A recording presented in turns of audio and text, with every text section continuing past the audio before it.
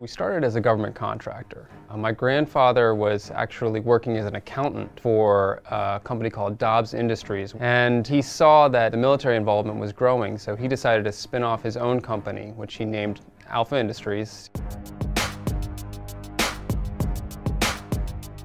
The N2B and the N3B parkas were developed really during the 1950s. Nylon was the choice of fabric, and these jackets were developed for pilots to protect them from extreme cold.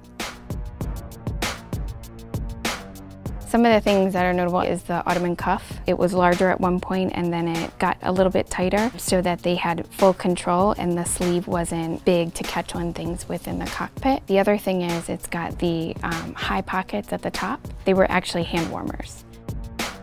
So similar to the N3B, the N2B is a shorter cropped version. I mean, if you look at this was made in 1963, but if you take a look at it now, this was kind of like the baby fat and J-Lo parkas that were popular in the 90s and 2000s.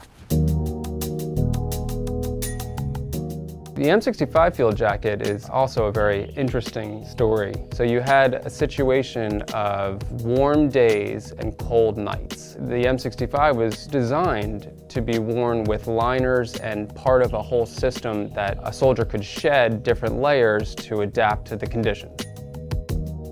One of the things that the government designed is this tuck-in hood. So this is a hood liner that comes out and they could wear it underneath their helmet. They have epaulettes for the soldier to stash things into. The other detail that we always look at, everybody kind of sees this overhanging cuff. Part of their uniforms then were gloves, or they could roll it away with this little Velcro piece.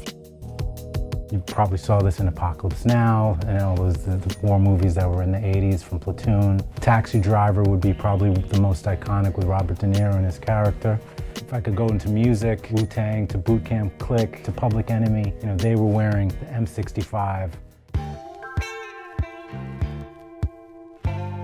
The MA1 was the pilot's jacket for both the Navy and the Air Force until the 80s when it was replaced with the CW45P. So the emergency orange is interesting. A lot of people just reverse it to think, oh, it's a pop color on the inside. But if the pilot was shot down, well, the person was told to reverse the jacket. So if they were down, it made it easier for search and rescue people to find them from above. I think one of the turning points as of recent was Kanye wearing the jacket. He asked for the jacket for his Yeezus tour, customized it, and I think that was one of the key turning points to see this resurgence in popularity that we're seeing today. The MA1, it still is found in the fashion markets. It's still a classic silhouette that has never left, and Alpha is still one of the leading manufacturers of this jacket.